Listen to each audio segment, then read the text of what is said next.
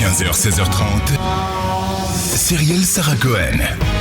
Bonjour à toutes et à tous et bienvenue sur Radio J. Ravi de vous présenter cette nouvelle émission aujourd'hui jusqu'à 16h30 avec mon invitée, animatrice de télévision, découverte dans Déco sur M6, actrice et désormais humoriste, l'égérie de la salopette, la reine de la maroufle, Valérie Damido vient nous faire découvrir désormais son premier spectacle, Valérie Damido s'expose.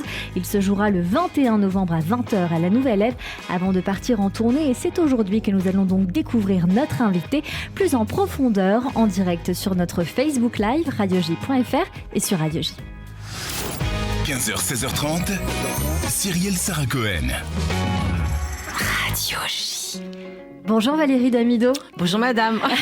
Je crois que l'égérie de la salopette et la reine de la maroufle, ça vous a fait sourire. Bah c'est vrai, je mettais des salopettes avant que ce soit la mode des salopettes. Et vous avez une salopette aujourd'hui. Et j'ai une combi aujourd'hui, s'il te plaît. C'est vrai, une combi.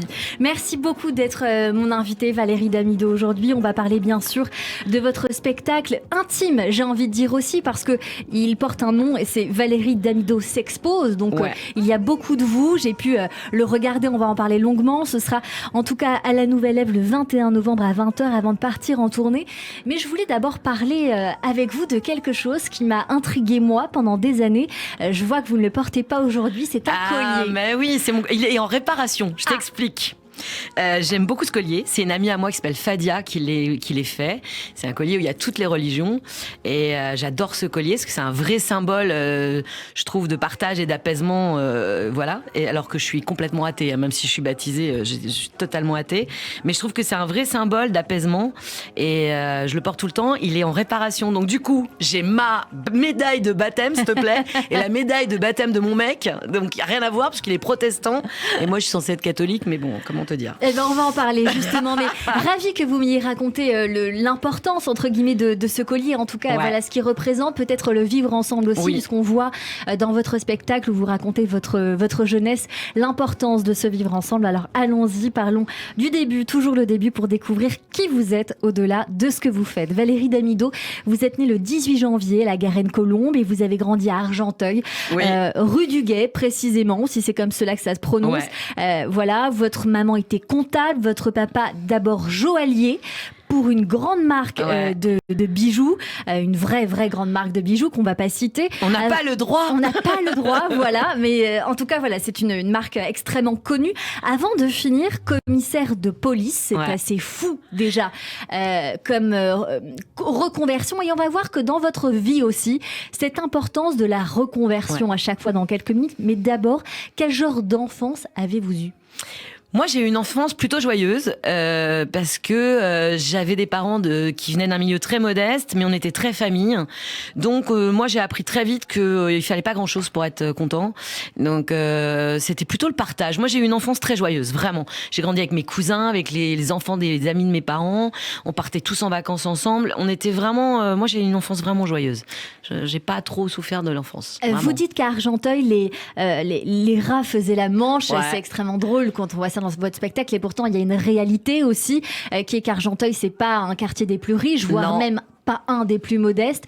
Et donc, vous avez évolué avec vos amis qui étaient de toutes les cultures, de la mixité beaucoup. Et en fait, vous saviez pas si vous alliez vous en sortir les uns les autres. C'était à celui qui s'échappait un peu d'Argenteuil, c'est ça ? Bah, on a bien vu très rapidement. En fait, tant que tu restes à Argenteuil, tu ne sais pas trop comment ça se passe à l'extérieur, finalement. Mais quand tu commences à grandir et que tu vois un peu comment ça se passe à l'extérieur, t'as qu'une envie, c'est d'en aller. Même si on était heureux d'être ensemble, on avait tous envie plus ou moins de partir. Et c'est vrai qu'Argenteuil, c'était quand même pas la ville du fun. Donc c'est toujours pas la ville du fun d'ailleurs, mais c'est comme ça. Mais j'ai grandi là-bas. Donc vous racontez que vous étiez pote avec les gitans, que vous étiez ami avec plusieurs personnes, et en parallèle de ce que vous dites dans votre spectacle aussi, 2 BD que vous avez écrites et qui ont été illustrées aussi par votre fille Roxane. On va voir aussi l'importance de la famille pour vous, Valérie Damido. D'abord cette première BD, La terrible époque des soupules acryliques, et puis 3615 15 ma vie, où vous parlez tantôt des années 70 et des années 80, un peu comme si c'était un peu mieux avant. C'était plus simple en tout cas. Je pense, c'est pas que c'était mieux avant, parce que je pense que chaque époque a ses galères, mais je pense que c'était plus simple pour les gamins et les jeunes à mon époque que maintenant. J'ai l'impression que l'avenir pour quand tu vois les étudiants, comment ils galèrent, comment c'est difficile, je trouve que c'était un chouille plus simple avant. En tout cas pour l'avenir, tu le voyais un peu plus rieur quand même. Dans ces 2 BD, Valérie Damido, et pourquoi je les évoque, parce qu'il y a énormément de vous. Vous avez, je crois, voulu tout dire pour être plus vrai, pour être vraiment à découvert, peut-être même plus que dans ce spectacle, puisque vous dites que vous êtes enfant unique, que vous racontez que votre maman a eu du mal à tomber enceinte, que vous demandez désespérément un petit frère, qu'on vous offre un chien qui s'appelle Ulysse, et qu'alors pour combler ce manque, ce vide finalement émotionnel, vous allez jusqu'à demander un cheval. Ah bah je vais jusqu'à demander un cheval. Moi j'ai pas capté que ça coûtait cher un cheval, donc on m'a offert un poster. J'ai eu des leçons de cheval parce que par des copains de mon père, on a eu un prix, mais sinon j'aurais jamais fait de cheval, autant te dire, c'était trop cher. C'était un de vos rêves d'enfant, devenir écuyère de cirque ou prof de cheval d'ailleurs. Ouais, c'était vraiment pour moi travailler dans un cirque et faire un spectacle avec des chevaux, c'était le rêve. Ça voulait dire ne pas rester en place, c'était voyager avec le cirque, c'était le bonheur. Et puis être avec les animaux surtout. Et pourtant, malgré votre passion des animaux, à l'issue de votre scolarité dans une école catholique, vos parents vous placent dans un lycée expérimental. Alors vous allez me dire ce que c'est, parce que je l'apprends. Qu'est-ce que c'est ? À l'époque, ça s'appelait le cours des petits chants et le directeur avait voulu faire un truc. Dans les années 60, il y avait un professeur qui s'appelait Neil qui avait fait un truc qui s'appelait Summerhill et qui avait sorti un livre qui s'appelait Libres aux enfants de Summerhill, dans lequel il expliquait qu'il fallait laisser les enfants autonomes, c'est-à-dire leur apprendre la vie de façon positive et leur apprendre à devenir des adultes responsables. Et donc, le directeur du cours des petits chants avait fait un petit peu ça. Donc, on avait des profs qui venaient de milieux tous différents, ils n'étaient pas que profs. Mon prof de français, il était scénariste pour Téchiné. Mon prof d'anglais, il était journaliste à Libé. Mon autre prof de français, il avait un resto. Il y en avait qui faisaient de la musique. Donc c'est vrai que c'était un endroit où on tutoyait les profs, on fumait en cours. Je ne sais pas si c'est bien, je ne juge pas.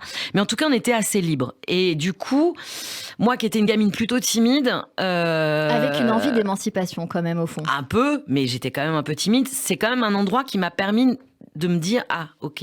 Donc c'est pas forcément 8 heures assis sur une chaise à écouter religieusement un professeur qui s'ennuie et qui limite s'endort. C'est aussi rencontrer des profs qui aiment leur métier et qui te transmettent leur passion. Donc je trouvais ça vraiment exceptionnel, je trouvais ça génial. Donc et merci. Ça s'est développé un peu plus depuis des années avec d'autres styles d'école.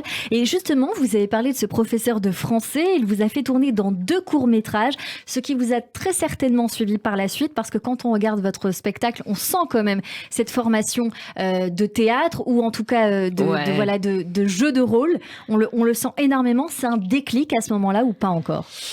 Moi, j'ai toujours eu envie. Moi, j'aime bien à partir du moment où on joue la comédie, on joue des rôles, où on s'amuse. Moi, j'étais très fan de jeux de rôle, jeux Donjons et Dragons et tout ça, j'adorais. J'aime bien les jeux de rôle, je trouve ça très rigolo. J'aime bien les soirées déguisées, j'aime bien faire des conneries. J'aime bien, quand on était petit, on faisait des films avec les gamins aussi. J'aime bien jouer. Donc, je sais pas si c'est un déclic. En tout cas, ça a toujours été un truc jouer. Et je trouve que la chance d'avoir un métier dans lequel tu peux t'amuser, c'est quand même plus simple.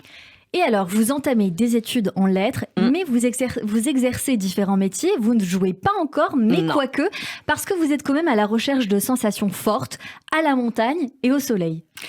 Oui, parce que je me dis que être dans un bureau enfermé, ça va pas être possible pour moi. Ça va être très compliqué.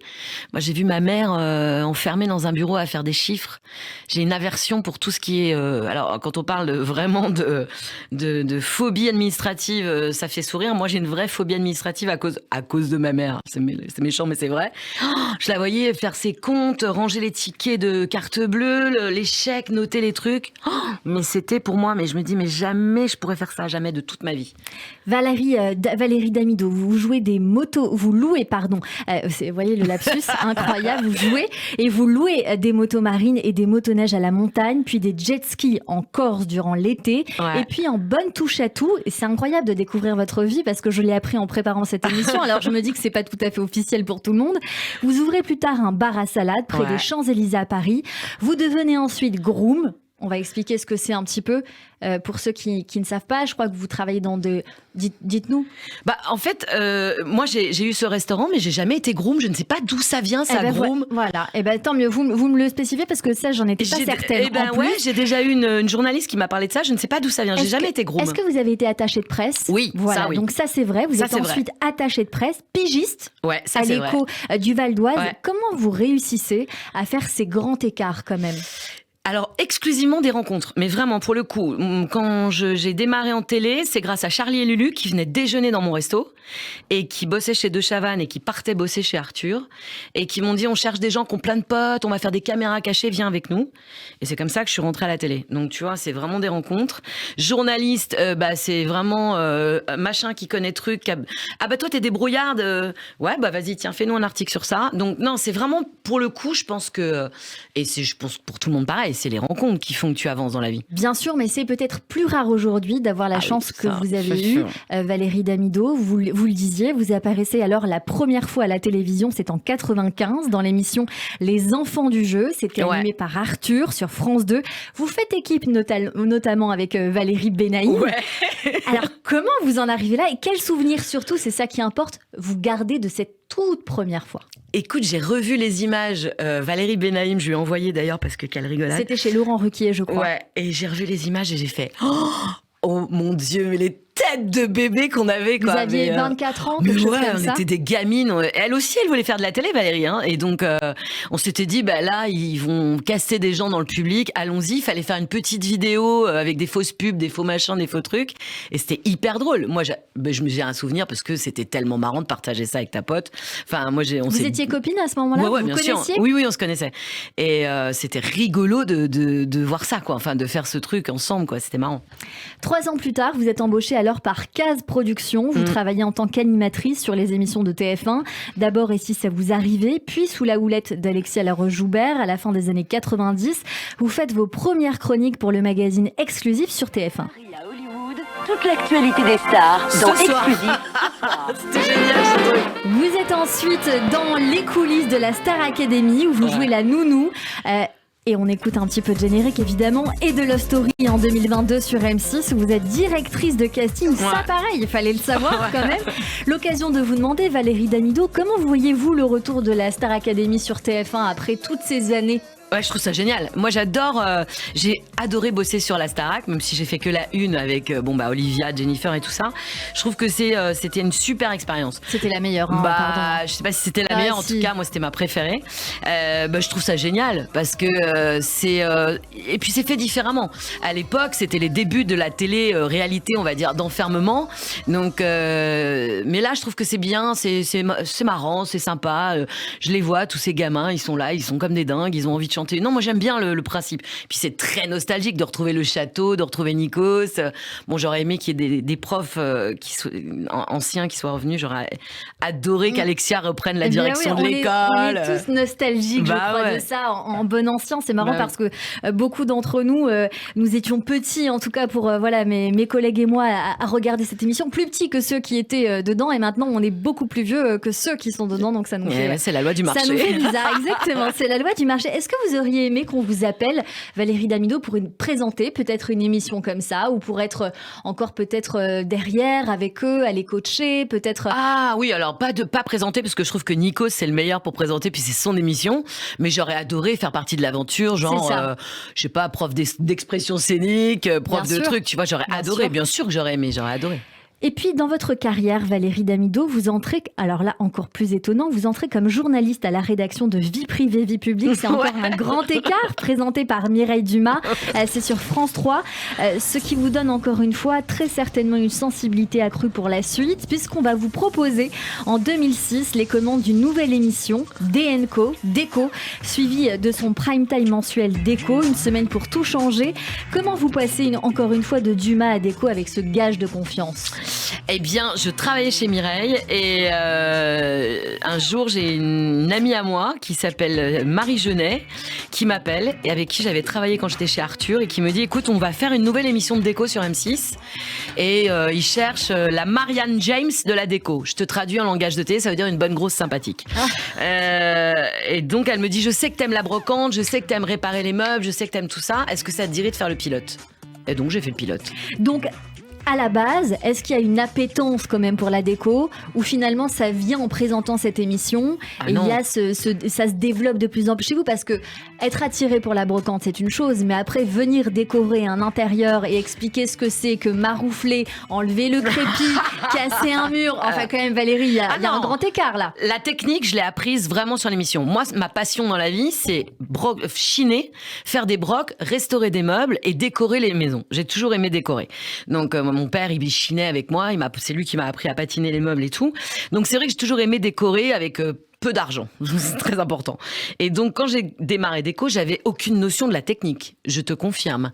C'est-à-dire que maroufler, je l'ai appris grâce à Franck, qui la première fois m'a dit on va poser du papier peint et on va maroufler. Ouais, qui était il y a eu un blanc, mais j'étais effondrée. Et après, j'ai mis maroufler partout parce que ça me faisait tellement rire. Ah mais ce mot est assez magique et c'est vrai quand on pense à vous, ce mot est très présent et Franck qui est resté avec vous pendant de très nombreuses années. Ouais. D'ailleurs, on vous voyait très souvent un peu comme chien et chat tous les deux. C'était très très sympa de vous voir là-dedans. Et alors, dans votre spectacle, Valérie Damido, vous parlez bien sûr beaucoup de cette expérience de déco et vous parlez aussi du fait que beaucoup de gens avaient soit des profils similaires, soit vous demandez les mêmes choses et alors vous avez usé et même abusé de la couleur taupe.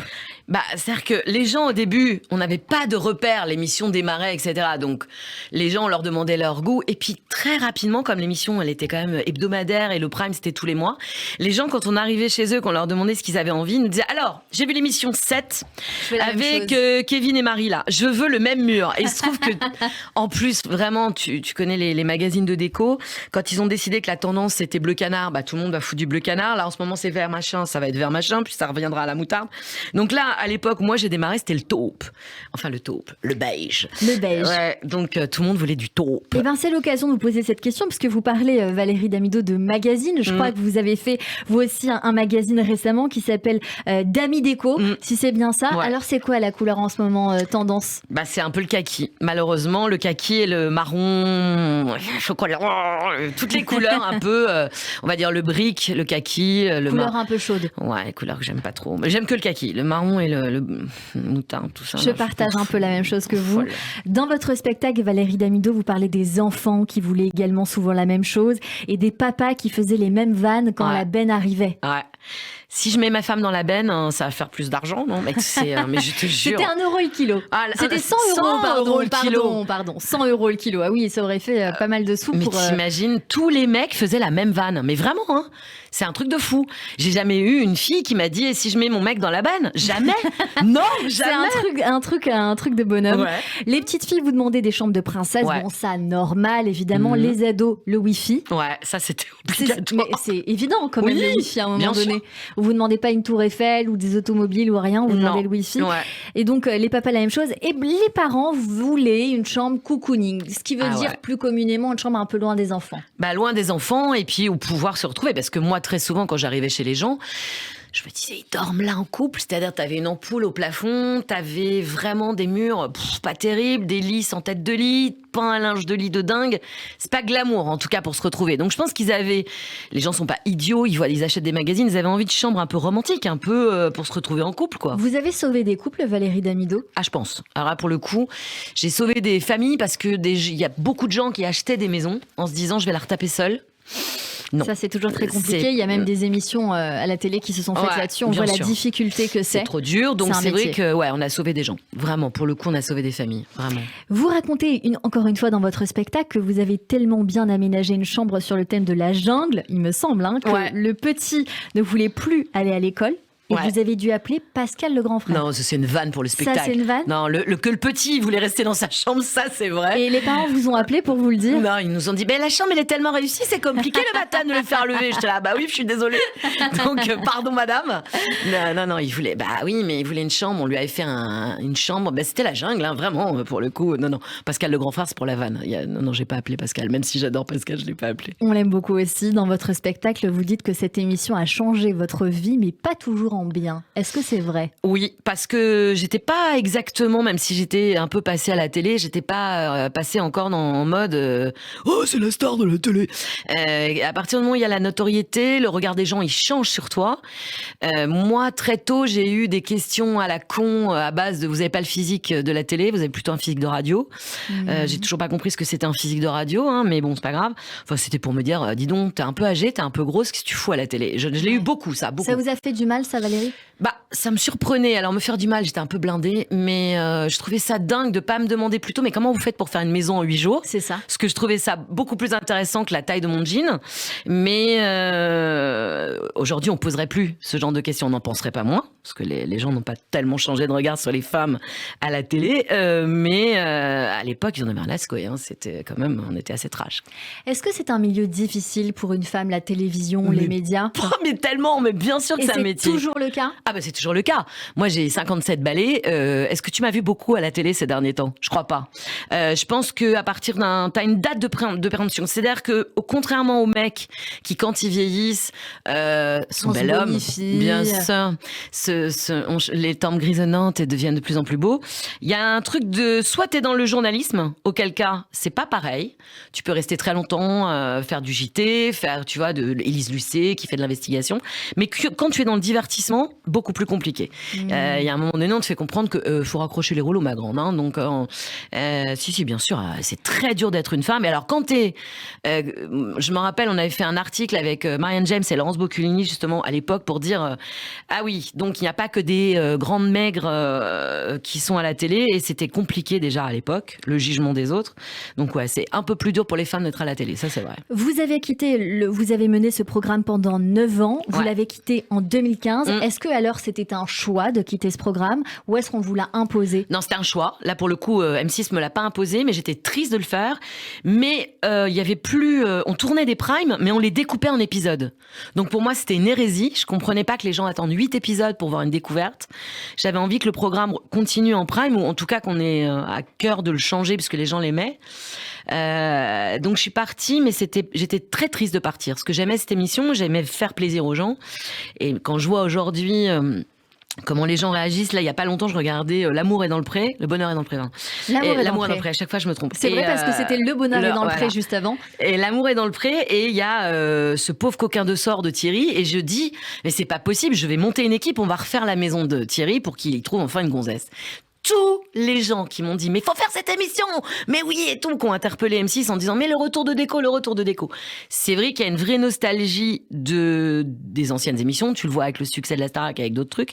Et je pense que voilà, les gens aimaient cette émission, j'aimais cette émission, mais elle était maltraitée, donc il fallait que je parte. Valérie Damido, si on vous reproposait de signer, est-ce que vous le feriez ? Direct. Immédiatement, je le dis dans mon spectacle. Évidemment, c'était tellement génial d'aller chez des gens et d'aider des gens et d'être... Moi, bien sûr que je signe demain. Vous avez lancé il y a 3 ans votre chaîne YouTube pour partager des astuces déco. Vous également aider vos abonnés à rénover leur domicile. Dernièrement, on le disait, vous avez lancé le magazine d'Amis Déco. Vous gardez cette passion pour la déco ? Ah bah oui.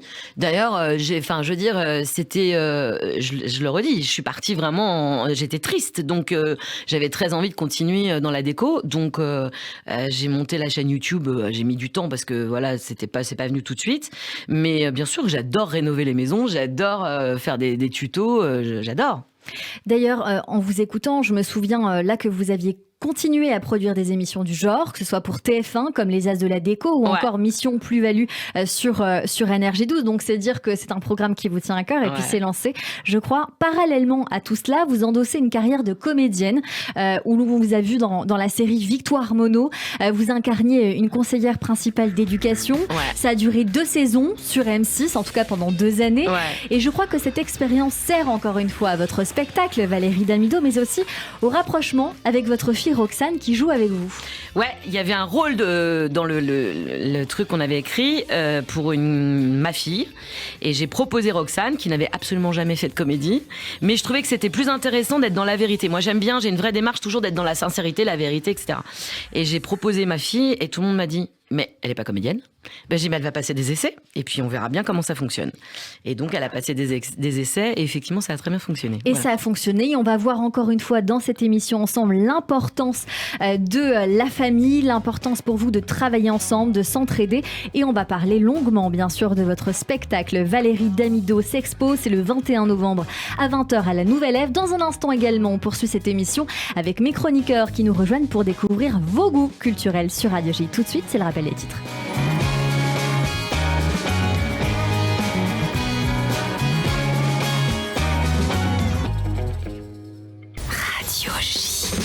Radio J.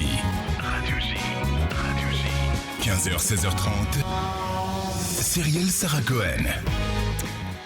15h34 sur Radio J, merci beaucoup d'être avec nous. Si vous êtes avec nous depuis le début, merci beaucoup. Et si vous venez de nous rejoindre, eh bien merci également pour votre fidélité. On va passer, si vous le voulez bien, à d'autres questions, Valérie Damido, puisqu'on s'est quitté, on parlait de famille, on parlait d'entraide. Et puis voilà, j'ai ces 2 BD en face de moi, à l'occasion de vous demander comment ces BD sont nés avec votre fille Roxane, que vous avez d'une part amenée avec vous dans la série Victoire Mono, et aussi ce projet ensemble. Eh ben, c'est né qu'elle raconte tellement bien. Enfin, elle adore que je lui raconte mes souvenirs de petite fille. Et comment t'étais quand t'étais petite, et machin. Bon, elle faisait déjà ça quand mes parents étaient en vie, donc c'était bon. Et un jour, Johnny est mort. Johnny Hallyday nous a quittés. Et on s'est retrouvés toutes les deux à chialer comme des idiotes, mais comme si on perdait un membre de notre famille, hein, limite. Et elle nous a dessiné en train de chialer devant Johnny. Et j'ai dit, mais tu nous dessines trop bien quand même. Et tout. Elle a fait, je dis, mais tu veux pas nous dessiner? Elle m'a dit, mais si, je vais nous dessiner, je vais te dessiner quand t'étais petite. Et donc c'est parti comme ça. Allez, et la BD est née, donc je le redis, La terrible époque des soupules acryliques, et aussi 3615 Ma vie, sortie aux éditions Michel Lafon. C'est très joliment raconté d'une part, et c'est très joliment dessiné d'autre part par votre fille, où c'est vrai que voilà, il y a beaucoup de couleurs, ça vous ressemble extrêmement bien, Valérie Damido.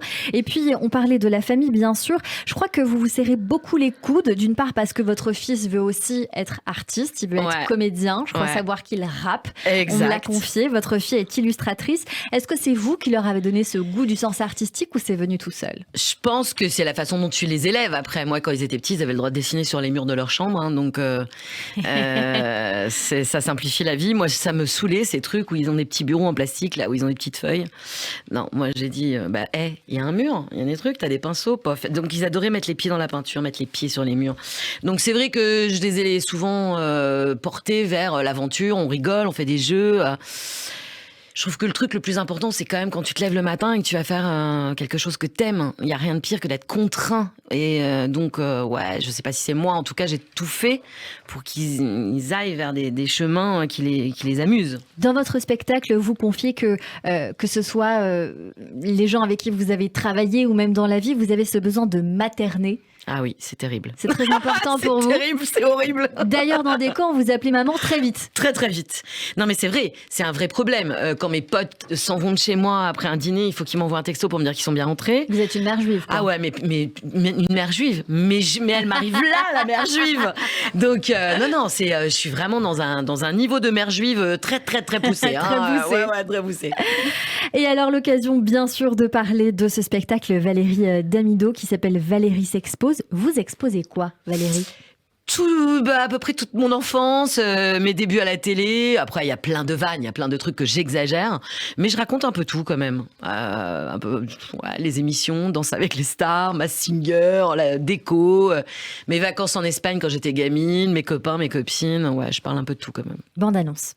Bah attendez, beaucoup d'entre vous, grâce à moi, vous avez passé vos week-ends en amoureux chez Laurent Merlin, non ?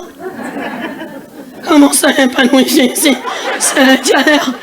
C'est le désert, moi je reste pas là. Oh, tu es la fée paillette ? Non, je suis la fée pas chier, mais avec des paillettes. Je vais pouvoir faire des quiches, des centaines de quiches. Je vais cuisiner des quiches. Ça, c'est les rencontres que vous avez faites durant l'émission d'Écho. Donc, on voit en effet tous ces sujets que vous évoquez.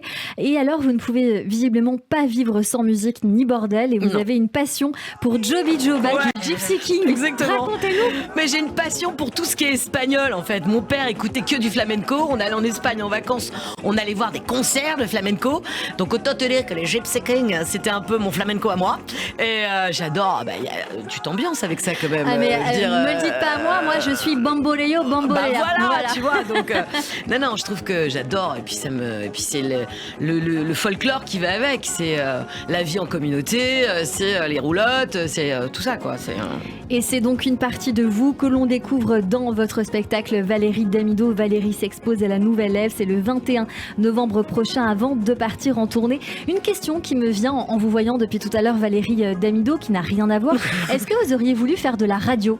Ah, j'aurais adoré, mais bien sûr, on a essayé d'en faire plein de fois. Je sais pas, ça ne s'est pas fait. On ne s'est pas rencontré, la radio et moi, alors que c'est un truc que j'adorerais faire. Vous savez qu'il est jamais trop tard. Hein. Oui, parce que quand on voit tout ce que vous faites et tous les projets que vous avez, rien n'est impossible. Tu veux dire couteau suisse ? Oui, c'est ça. Plus que couteau suisse, vous avez eu 1000 vies, donc en effet, voilà, c'est lancé. Et peut-être que je serais comme Macha Béranger, je ferais de la radio sur le tard. Et bien voilà, et peut-être aussi du théâtre, dont nous allons parler maintenant, tout de suite, dans cette partie d'émission. On découvre toute la culture du moment ou d'avant, selon vos goûts, pour découvrir bien des choses que vous affectionnez, qui vous ressemblent ou qui pourraient vous plaire. Et mes acclamations, mon enthousiasme, viva notre bienfaiteur. Olé, olé, olé. Au théâtre. Et tout de suite, Hélène Kuttner nous emmène au théâtre. Bonjour Hélène. Bonjour Cyrielle, bonjour Valérie. Bonjour. Merci pour votre bonne humeur. Bonjour Guillaume. Jérôme, pardon, à chaque fois. Jérôme. Mais ça te va bien, Guillaume. C'est vrai que c'est pas mal. Elle a raison, ça te va bien, Guillaume. On m'a déjà appelé comme ça. Tu vois ? Jérôme, et bonjour à tous. Voilà. Alors, voilà, ça va être compliqué là. Alors, chère Valérie Damido, alors cette chronique spectacle, elle est pour vous parce que vous préparez votre première parisienne, comme l'a dit Cyrielle, à la Nouvelle Ève, en vous exposant dans un one-man woman show comique où vous nous promettez de tout révéler avec l'humour et l'autodérision que nous aimons tous. Au théâtre, vous avez aimé Tout le monde savait. Ouais. Et je peux vous dire que moi aussi, que joue Sylvie Testu au Théâtre de l'Œuvre. C'est le moment d'en parler, un texte adapté du récit autobiographique de Valérie Bacot et que la comédienne incarne de manière tout simplement magistrale. Un de mes coups de cœur aussi, on va en reparler dans cette émission. Et en plus, j'ai appris que vous êtes l'une des militantes qui vous battez contre la violence faite aux femmes et contre l'homophobie, qui va être aussi le sujet du prochain spectacle dont je vais parler. Alors, tous ces combats sont aussi les nôtres. J'ai envie de vous parler d'un spectacle qui s'appelle Gazon maudit. En fait, en 1995, vous avez vu le film peut-être, il y a maintenant 27 ans, c'est une génération, n'est-ce pas ? Josiane Balasco signait son 4e long métrage qui s'appelait Gazon maudit. Il fit un triomphe et dans les rôles principaux, il y avait Josiane Balasco, Alain Chabat et Victoria Abril. Alors à l'époque, évoquer en toute liberté l'homosexualité pouvait choquer le public et c'était courageux de sa part. Cette comédie, elle met en scène le ménage à 3 qui se noue entre une femme qui s'appelle Marie-Jo, qui crapahute avec son van dans le sud de la France, une mère de famille qui s'appelle Loli et son mari infidèle, Laurent. Alors évidemment, Loli, la jolie épouse, va être disputée et partagée entre Marie-Jo, la baroudeuse qui craque pour elle, et Laurent qui ne supporte pas qu'une femme lui vole son épouse. On écoute la promo de l'époque. Elle est nourrie, logée, elle se lève à midi, elle baise ma femme sous mon toit et c'est moi qui suis dégueulasse. Moi je partage pas. Alors ou tu choisis, ou je me casse. Ça pourrait bien se passer.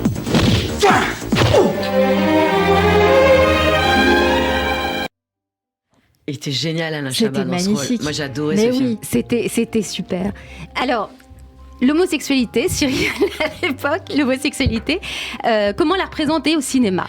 Oui, j'ai pas fait la transition, et ben c'est moi. C'est vrai qu'à cette époque, l'homosexualité féminine n'était jamais représentée au cinéma. Mais je suis toujours à la bourre.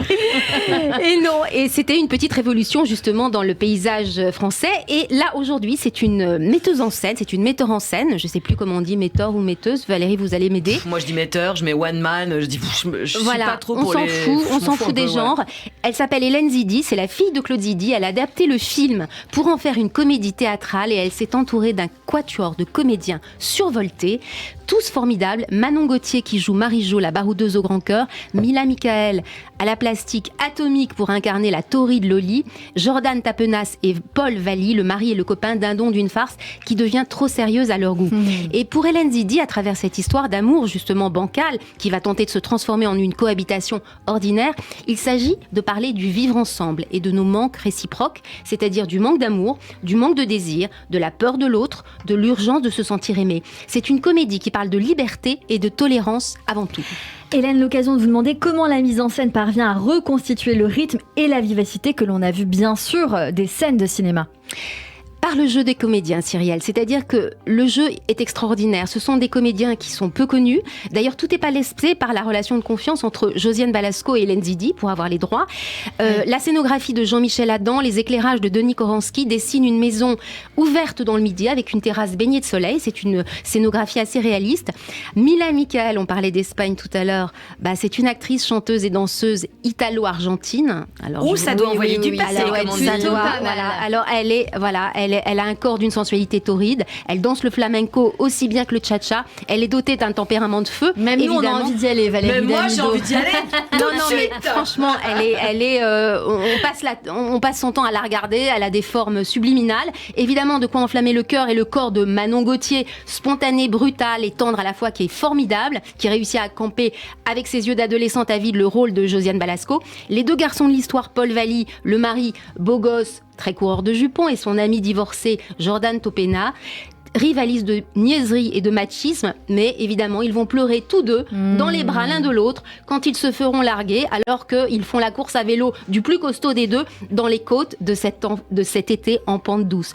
Pour nous, cette comédie est un véritable bain de gaieté, de rire en plein automne pour nous mettre du baume au cœur. Et vous nous avez donné vraiment très envie d'aller voir cette pièce. Merci beaucoup, Hélène Kuttner. Gazon maudit de Josiane Balasco, c'est adapté et mise en scène par Hélène Zidi. Fille 2 avec Manon Gauthier, Mila Michael, Jordan Topnas, Paul Valli, et c'est depuis le 29 septembre aux Enfants du Paradis, 34 rue Richer à Paris. Merci beaucoup Hélène Kuttner. Allez, tout de suite, c'est la chronique émotion de Jérôme Goulon. De Guillaume. L'émotion de Jérôme Goulon. Ça va vous suivre, Jérôme, je vous le dis. Bonjour Maryse, bonjour Jeanne. Alors, salut plus sérieusement, donc Valérie, Davido, c'est le moment de la chronique émotion. On va parler d'artistes que vous aimez ou qui vous ont marqué. Et comme nous sommes dans la séquence émotion, on va commencer par un artiste qui est une sorte de Madeleine de Proust pour vous. Il ne s'agit pas des Gypsy Kings, mais de Django Reinhardt, dont on peut entendre le titre Minor Swing. Alors Django Reinhardt, un guitariste de jazz qui vous renvoie à votre enfance, Valérie Damido, et plus exactement à votre papa, que vous avez eu la douleur de perdre il y a 3 ans. Et au moment de lui rendre hommage, vous aviez écrit ces mots: ne se souvenir que des belles choses, ton sourire, tes blagues, tes grimaces, les vacances à l'île de Ré, l'odeur de la peinture de tes tableaux, tes vinyles de Django Reinhardt, qu'il écoutait beaucoup. Alors Django Reinhardt, un artiste au destin assez tumultueux, né en 1910 dans une roulotte, vous parlez des roulottes tout à l'heure, issu d'une famille manouche. Il apprend le banjo-guitare dès l'âge de 12 ans. À 18 ans, en 1928, un chef d'orchestre remarque son talent et l'engage dans son orchestre. Oui, mais voilà, coup du sort, un incendie se déclare dans la roulotte où il vit avec sa compagne, sa femme même. Sa caravane est détruite. Django Reinhardt est gravement brûlé à la main gauche. Il perd l'usage de 2 doigts et sa main est paralysée. Les médecins lui disent même que le banjo c'est terminé, mais le jeune Django n'accepte pas ce diagnostic.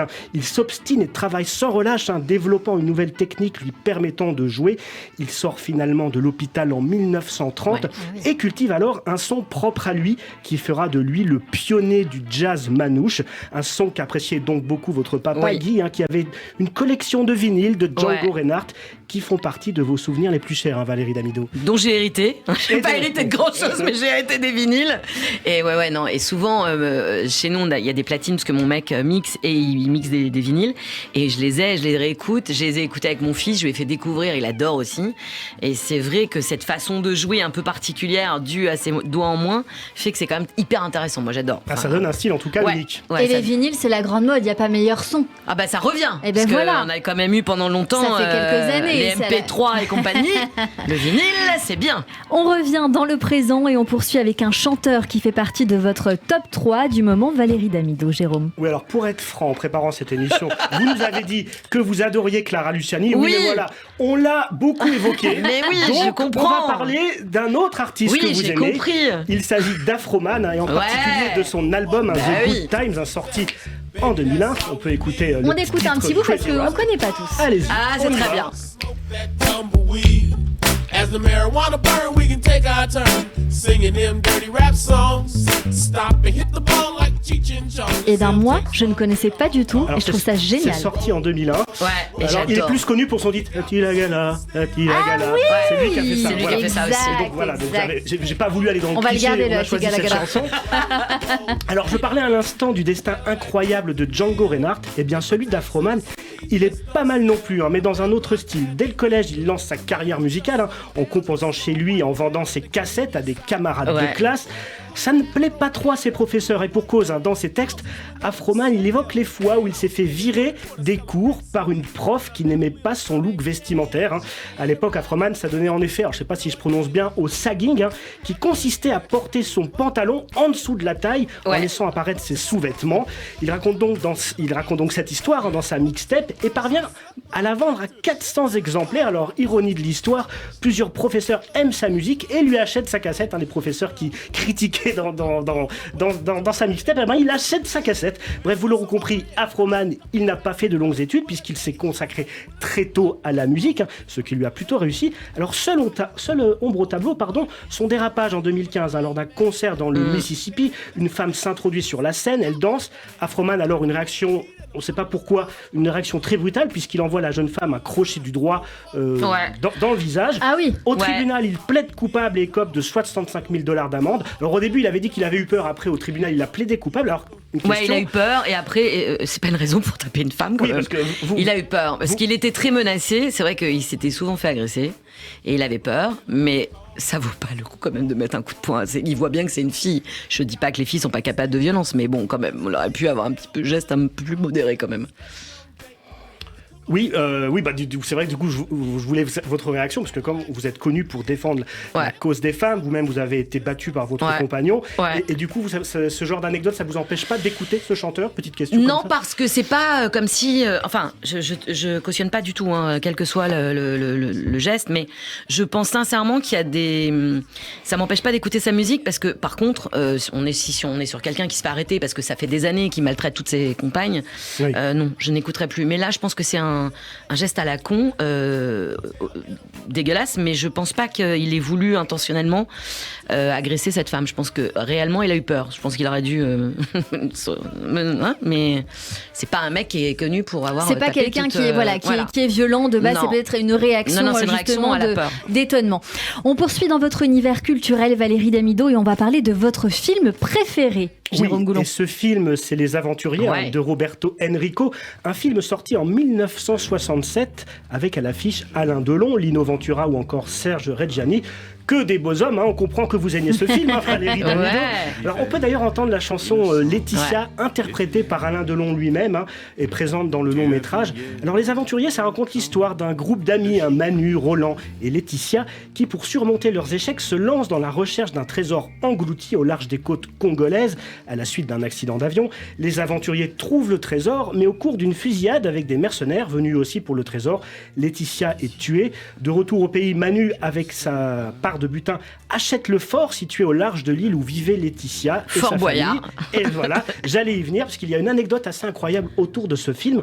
On le rappelle, il a donc été tourné en partie à Fort Boyard à l'époque où il était à l'abandon, c'était en 1966, et une dizaine d'années après le film, un couple de Japonais, je ne sais pas comment ils ont eu son adresse, sonne à la porte du réalisateur Robert Enrico. Si je prononce bien, Robert Enrico, c'est bien ça. On confond toujours avec Enrico le vrai, mais non, c'est Robert. Il y a Enrico. J'ai eu une petite absence. Donc les deux amoureux expliquent au réalisateur qu'ils sont tombés amoureux durant une projection des Aventuriers et lui demandent la localisation du Fort Boyard afin d'y faire leur voyage de noces. Et puis autre anecdote, c'est suite à ce film que Jacques-Antoine, un concepteur du jeu télévisé Fort Boyard, a découvert l'existence de ce fort et en a fait le lieu du célèbre jeu d'aventure, un jeu que vous connaissez connaissez bien Valérie, puisque vous avez participé 4 fois, je crois. Exactement. J'ai souffert 4 fois. Et on va terminer avec de la littérature et votre lecture du moment, Valérie Damido, Jérôme. Oui, et ce livre, vous voyez, je suis bien informé, c'est Je suis le feu de la romancière française Max Moneuet. Alors, je ne sais pas aussi si je prononce bien. Max Moneuet, c'est totalement ça. Oui. Un livre donc sorti en mars dernier et dont l'histoire nous emmène dans un lieu rempli de souvenirs pour vous, puisqu'il s'agit de l'île de Ré, encore, où vous passez vos vacances depuis l'âge de 6 ans et où vous avez même échangé votre premier baiser à l'âge de 12 ans. Tout à fait. Alors, on est bien renseigné. Alors, dans Je suis le feu, l'histoire débute à La Rochelle. Une femme est retrouvée égorgée chez elle face à son fils de 10 ans, qui heureusement ne voit pas toute la scène. C'est le deuxième meurtre similaire en l'espace de 3 mois et les policiers n'ont pas la moindre piste. La ville bascule alors dans la psychose. Je ne vais pas raconter la fin. Ah non, parce que j'en suis pas encore à la fin. Je vais juste te dire. Guillaume, tu arrêtes tout de suite. Vous m'appelez encore une fois Guillaume, je vous dis la fin. Tu ne vas pas me spoiler la fin de mon truc.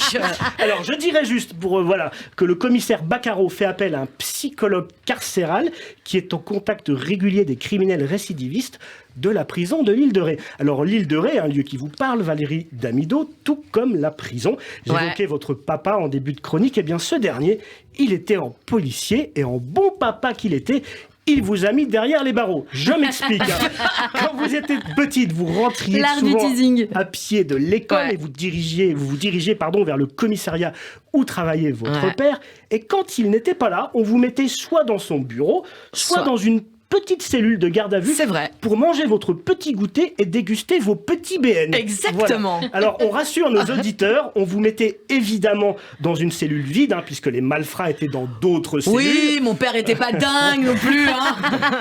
Bref, en tout cas, c'est un souvenir atypique, Valérie Damido, un peu comme votre papa, qui était, vous le dites vous-même, un flic atypique, n'ayant jamais utilisé son arme de service ni fait usage de la force, et ayant même pour copain un certain Edmond Vidal, le chef du gang des Lyonnais dans les années 70. Bref, qui sait, Valérie Damido, si inconsciemment votre goût pour refaire la déco n'est pas né de vos séjours en cellule, peut-être vous avez la réponse. Je me suis posé la question. C'est vrai, mais c'est une très bonne question, je trouve. Peut-être. Merci 1000 fois pour cette chronique, Jérôme Goulon. Et tout de suite, c'est le coup de fourchette de Mendoul qui vous mange sur Radio J, Valérie. C'est pas brosse. C'est fin, c'est très fin, ça se mange sans fin. Je suis dilatée. Radio J. Radio J. Le coup de fourchette. Et bonjour Mendoul. Bonjour Cyrielle. Bonjour Guillaume. Bonjour Christina Cordula. Et bonjour France Inter. Alors il faut savoir que c'est filmé parce que moi au début je savais pas. Pour les auditeurs de trucs qui nous écoutent, donc il y a tous les replays dans la chaîne YouTube Radio J. Donc à chaque fois je m'habillais, je fais hala. Ma mère elle me disait c'est quoi chemise froissée. Là j'ai mis un t-shirt blanc. T'as rien à dire. Bon, on commence la chronique. Qui dit coup de fourchette dit plat préféré de l'invité. Et là, roulement de tambour, car votre plat préféré est tout simplement le poulet aux olives. Exactement. Alors, pour une fille de commissaire de police, ça m'étonne pas trop le poulet, à vrai dire. Elle était facile. Mais c'est un plat à double tranchant. Soit c'est bien réussi, soit c'est cata. Mais c'est vrai que le concept est marrant quand même. Poulet aux olives. Quelle idée d'associer ça? Pourquoi pas la viande au marron, le saumon cornichon? Il y a de la viande au marron, il y a de la dinde au marron. Le saumon cornichon, ça existe? Oh, tout existe. Il y a le thon catalan. Il y a le thon donc catalan. On n'est pas loin du tout. On n'est pas loin, voilà. Couscous au beurre, pendant qu'on y est. Ça existe. Oui, ça c'est un peu péché quand même. Non, mais chez moi ça existe, les amis. Venez en Algérie. Bon courage aux Algériens. Alors aujourd'hui, j'ai la chance de chroniquer Valérie Damido, ce bout de femme incroyable qui a versé tant de nos dimanches avec l'émission Déco. J'ai une petite gestuelle. Moi, je vous dis la vérité, j'étais fan. Mais je dois vous avouer que je culpabilisais toujours quand je vous regardais le dimanche en fin de journée. Vous savez pourquoi? Non. Je vous dis pourquoi, parce que j'étais à l'époque où j'étais au lycée et j'avais toujours des devoirs, des examens blancs, etc., des contrôles. Et quand j'étais devant votre émission, j'avais rien fait. Et je regardais quand même culpablement, je kiffais et j'arrivais pas à quitter l'émission et je savais que j'allais me faire des lundi à l'école. Et donc du coup, je vous jure qu'en étudiant, tout est motif à se déconcentrer. J'assure, quand j'étais à la fac par exemple, je m'enferme dans la chambre, je révise mes cours, tac, je sors pour grignoter un petit truc à la cuisine et là je vois ma mère regarder un reportage sur Arte sur les tribus Inca. C'est génial Arte. Et là je m'installe. Vraiment quand on a des choses importantes à faire dans nos vies, on se disperse assez rapidement. Mais vous, votre émission était très addictive et elle méritait d'avoir raté, d'être en échec scolaire, pardon. Alors ok, donc c'est à cause de moi l'échec scolaire. D'accord. Un petit peu. Je demande pardon à ta maman. Voilà, elle me regarde. Elle s'appelle comment? Elle s'appelle Léa. Léa. Pardon. Voilà. Bisous, maman. Alors, en parlant de tribus, d'environnement, etc., vous avez vu ce qui se passe en ce moment ? Alors on a eu les gilets jaunes il y a quelques temps, maintenant on a les gilets oranges qui bloquent les autoroutes, les périphériques. Honnêtement, pas la peine de bloquer les routes ou essayer de nous dégoûter la voiture. Madame Hidalgo le fait déjà très bien, il n'y a pas la peine de bloquer les routes. Entre limitation à 30 km/h, les routes à Paris avec 3 pistes cyclables, pistes de bus, voitures. Les voitures on va bientôt se retrouver sur le trottoir en fait, on va bientôt conduire sur le trottoir. Non, voiture volante. Voiture volante. En bas de chez moi il y a une grande place comme ça, elle a mis des quilles jaunes un peu partout. Un matin je me lève, je vois des quilles jaunes, je me dis c'est un bowling en plein air le bazar. Vraiment je comprends plus ce qui se passe à Paris. D'ailleurs, je vous aurais bien vu maire de Paris, Valérie, c'est vrai. Une dame qui a du goût, qui met des paillettes dans nos vies, de la couleur. Je voterai pour vous. Non, j'imagine déjà Madame Damido, maire de Paris, avec. Bon, on va maroufler tout ça. Hein. Et en parlant de Paris, il me semble, je m'avance, hein, qu'on est voisins, ou du moins on habite pas trop loin dans le même périmètre, parce que je vous ai croisé plusieurs fois en palais de chez moi dans le 14e. Oui, j'habite le 14e. Rue Raymond-Lonsran. Ouais, exactement. Et à chaque fois que je vous ai croisé de près ou de loin, j'ai eu quelques fois. Mais maintenant, tu me diras bonjour, maintenant que tu me. Justement, j'ai jamais osé vous demander une photo. Bah, pourquoi je sais, parce que vous marchez d'un pas décidé. Ah oui. Déjà, tu m'as croisé marchant et pas en vélo. Ça aide, c'est sûr. Bon, il y a toujours Ce sera l'occasion de la faire après l'émission, évidemment. En parlant de photos, est-ce que c'est un scandale la photo qu'ils vous ont mis sur Wikipédia ? Je sais pas si vous avez vu sur Wikipédia. Non, j'ai jamais été sur Wikipédia. Alors pour les auditeurs, je vous explique. Que tout le monde sache, il y a une photo. Alors, genre, les célébrités sur Wikipédia, en général, ils ont une photo en tailleur, en costume, aux séries des Oscars. C'est vrai qu'en règle générale, c'est la photo, on est au top. Ah ouais, au top du top. Ah oui, Wikipédia, c'est votre image, c'est votre vitrine. Ils vous ont mis une photo au salon du chocolat avec une toque tachée de chocolat, une blouse de travers. C'est marqué Opéra Bouffe. Ils ont vraiment pas respecté Wikipédia. Je vous la montre. Voilà. Oh oui, mais elle est rigolote. Oui, le salon du chocolat. Elle est rigolote.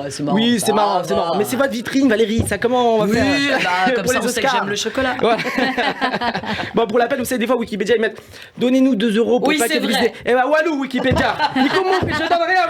Ça vous ne changez pas cette photo Wikipédia. Si vous regardez, je sais pas c'est qui le patron Wikipédia ou Wikipédia. Mais c'est tout. Vous changez cette photo. Mais par contre, c'est les articles qui vous vendent bien. Ah, je lis, j'ai l'impression c'est. Ah ouais, mais j'ai jamais été sur ma page Wikipédia. Franchement, vous avez une vie incroyable. Hein. Ah oui. Parce que les gens. Elle te l'a raconté. C'est ce qu'on a raconté pour cette émission. C'est pour ça qu'on va la revoir en replay.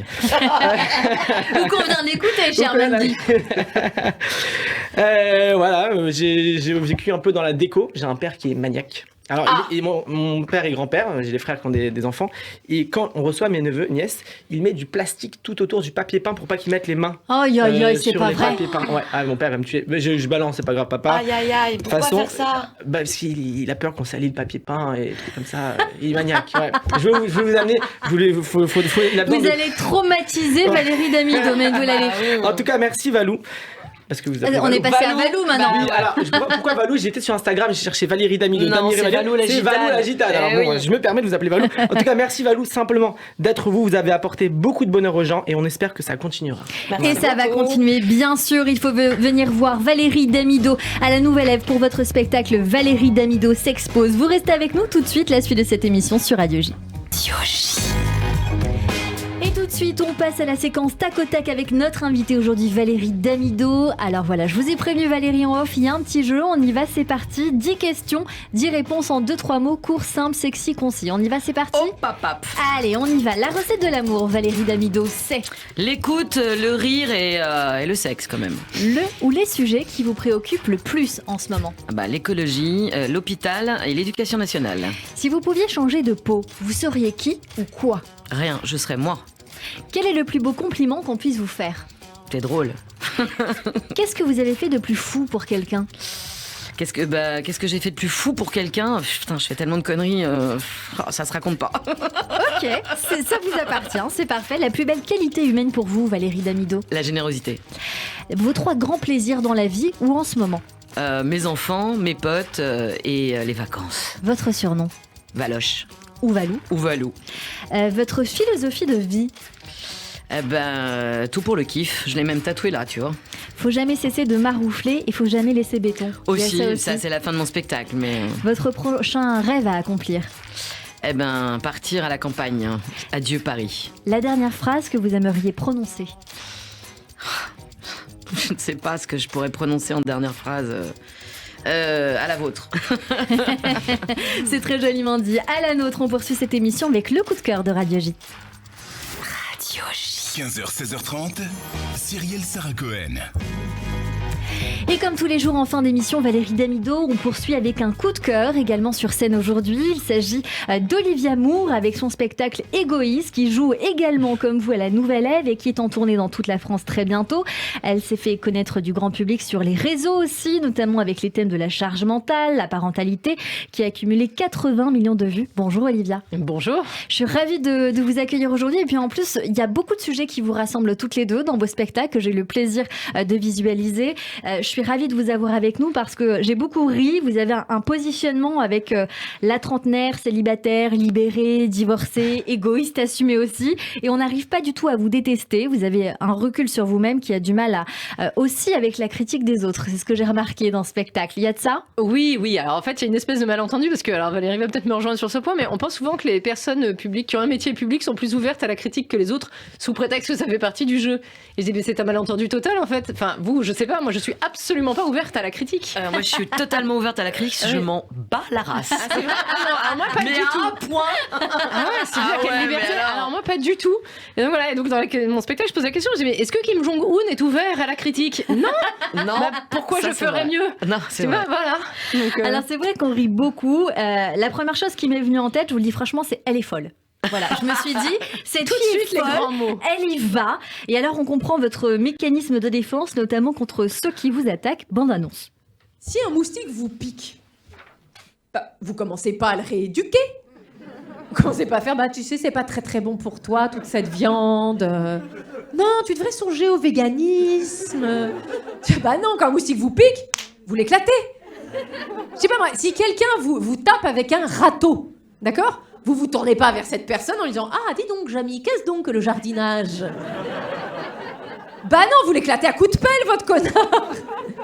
Et vous avez bien raison. Enfin, en tout cas, moi, clairement, je le fais. Donc là, l'exemple que je viens de donner, c'est pas de la grossophobie, c'est de la légitime défense. Alors voilà, dans ce spectacle, c'était un extrait, vous êtes à la fois crue, vous êtes en même temps élégante, vous développez dans ce spectacle qui s'appelle Égoïste un esprit un peu frondeur, affûté, et vous vous attaquez aussi au pilier des relations d'amour, je crois. Oui, parce qu'on en attend beaucoup, mais globalement, je m'attaque à tous les types de relations dont on attend un genre de récompense ou de générosité, justement.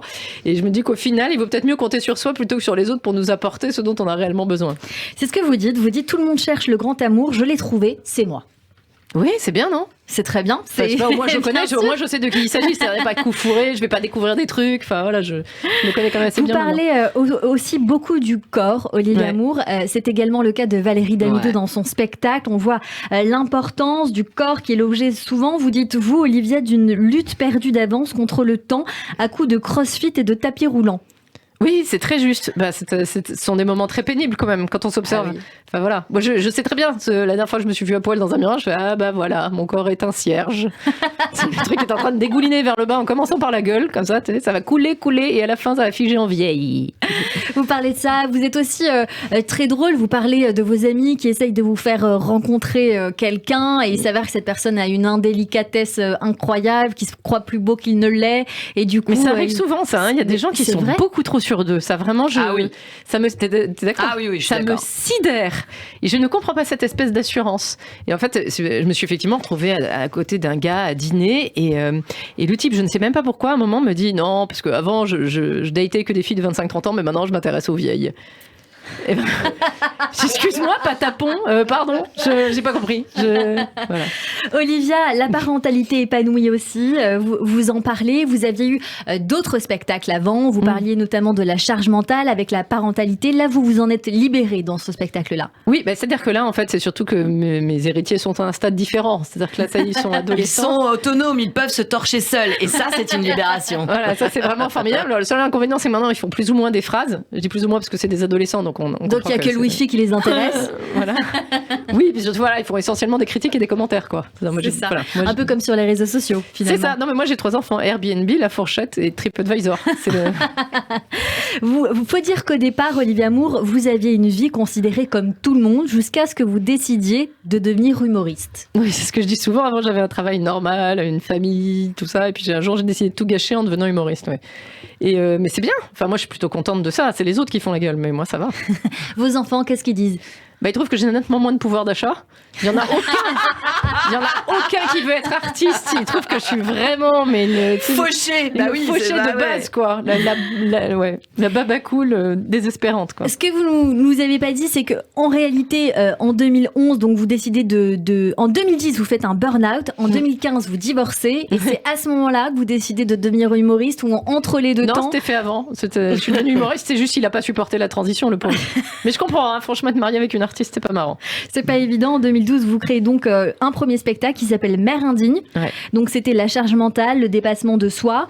En 2013, un livre aussi qui s'appelle Sois mère et tais-toi aux éditions Le Duc. Et en 2018, vous créez ce spectacle égoïste sur le grand amour de soi. Oui. Que vous avez écrit dans un premier temps, puis décidé de réécrire pour cette année-là, donc pour maintenant. Et donc la sortie de votre spectacle finalisé Égoïste est possible donc d'aller le voir demain encore.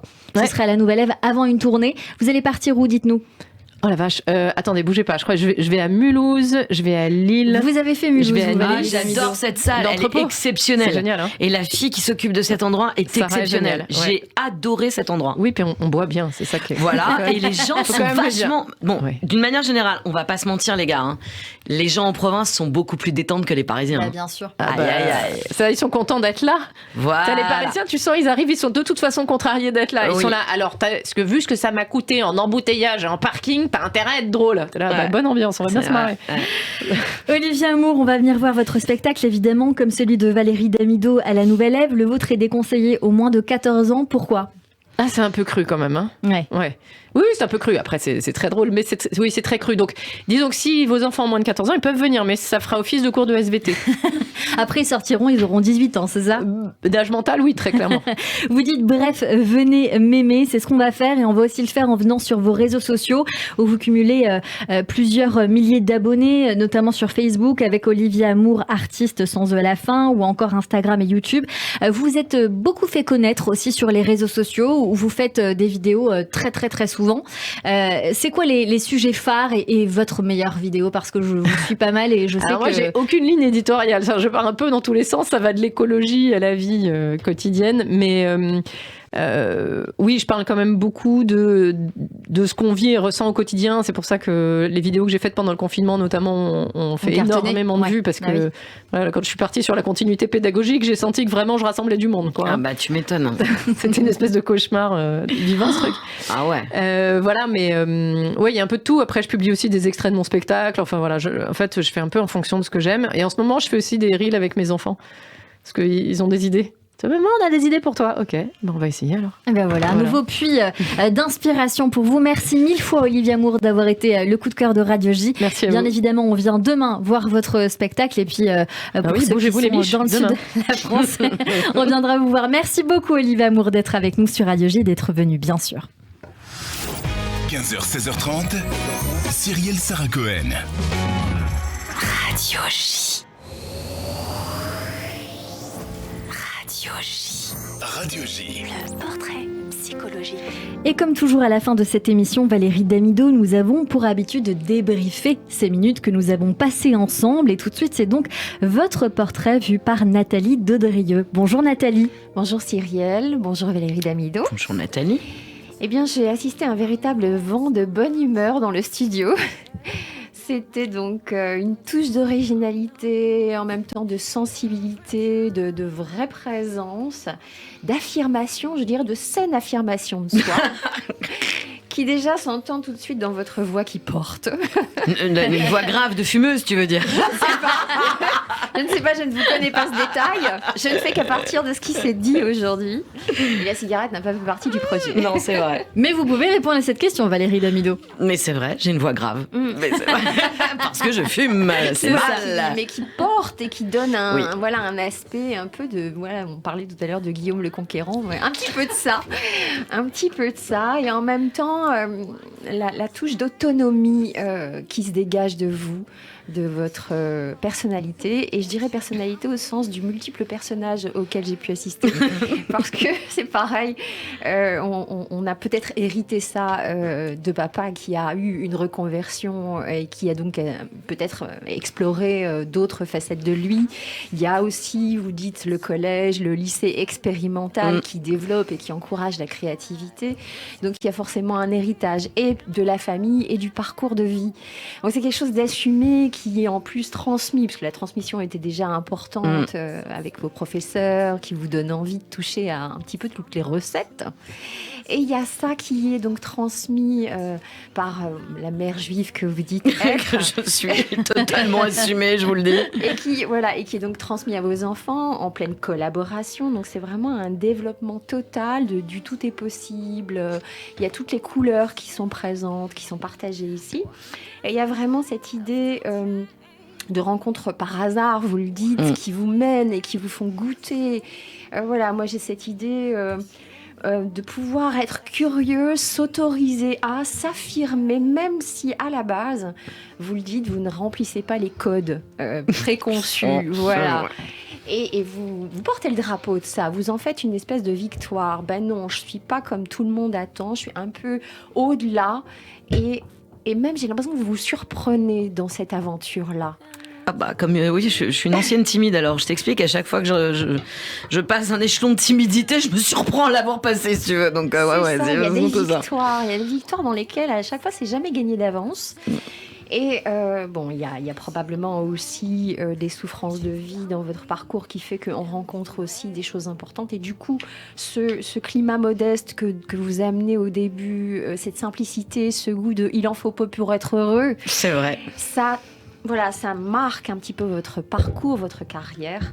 Et en même temps, il y a ce besoin de connexion, de créativité. Vous encouragez vos amis à peut-être à se relier à vous. Il y a vraiment cette tribu, cette communauté. Et il y a je suis quand même autonome. C'est étonnant de voir cet équilibre qui est là entre j'ai besoin des autres, je collabore, j'ai mon binôme Franck avec qui je travaille, j'explore, je me nourris des autres, mais en même temps il y a cette autonomie. Donc je me demande s'il y a un jardin secret où vous avez dans vos poches et vos mains des choses. Alors, il y a la main droite qui est dans la poche, mais toujours, la main gauche... c'est vrai. Vous êtes ambidextre, c'est ça ? Oui, je suis ambidextre. En fait, j'étais gauchère. Okay. Et comme j'étais dans une école de bonnes sœurs, tu sais que la main gauche, c'est la main du diable. C'est ça. Donc, on m'attachait la main dans le dos. Okay. Et quand j'étais petite, donc j'ai été forcée d'écrire de la main droite et j'osais pas le dire à mes parents qu'on me faisait ça. Et un jour, je l'ai quand même dit à mon père. Autant te dire que ça va chier. Ça. Mais ouais, on m'a attaché la main gauche très longtemps. Mais je tiens mes couverts comme une gauchère et je sais écrire dans la main gauche. Et souvent, parce que vous tripotez le fil du casque depuis tout à l'heure avec la main gauche. Ouais. Votre café a été ouvert des deux mains. Ouais. J'ai vu une gestuelle. Voilà, la place du corps est importante de votre spectacle et la place du corps est importante dans ma pratique aussi. Donc j'ai pu un peu déchiffrer. Ce touche-à-tout vient aussi naturellement dans le corps. C'est impressionnant. Voilà. Tu vois. La gauchère contrariée. Ouais. Exactement. Alors c'est peut-être de là aussi qu'est hérité ce besoin d'être anticonformiste et de porter le drapeau de la liberté, de pouvoir faire à sa manière, tout en ayant été teinté des conseils de papa, de maman. La famille a été un petit peu explorée ici, on n'en a pas beaucoup parlé. Là aussi, c'est peut-être le jardin secret que j'ai senti, une forme de pudeur, de distance nécessaire entre les autres et soi. Et pourtant, c'est pas anodin d'aller chez les autres. Ah non. De rentrer dans l'intimité de chez soi. Chez soi, c'est l'archétype aussi du soi qui est aussi beaucoup développé. Et donc, je dirais que cet altruiste, cette envie d'aider les autres, de nourrir les autres, c'est l'archétype de la mère nourricière, on appelle ça en psychanalyse. C'est vraiment... C'est ça. Le besoin des autres passe peut-être avant le vôtre. Toujours même. Il y a une forme d'équilibre et de dosage à trouver, mais c'est vrai que je dirais que lorsque le meilleur de soi se révèle au travers des autres, il y a une forme de générosité, de simplicité et de joie qui peut se répandre. Et c'est ça que j'ai pu sentir à votre contact aujourd'hui, Valérie Damido. Merci. Merci beaucoup, Nathalie. Eh bien, ça va être trop joliment raconté par Nathalie Daudrieux, qui est thérapeute psychocorporelle. Il faut l'expliquer aussi à nos comment auditeurs. Elle a remarqué que je mettais ma main et que je touchais le fil. Bravo, merci mille fois Nathalie Daudrieux. On vous retrouve désormais sur Instagram. Exactement. Alors c'est daudrieux.nathalie, c'est bien ça? Eh bien, je suis ravie qu'on puisse le dire parce que je vous ai longtemps cherché. Maintenant on va pouvoir enfin vous taguer. Merci Nathalie. On vous retrouve tous les mardis sur Radio J.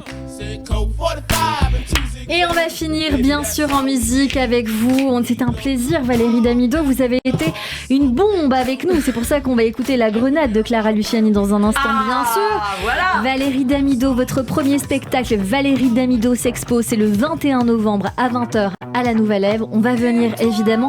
Merci pour cet échange, mais le mot de la fin vous revient.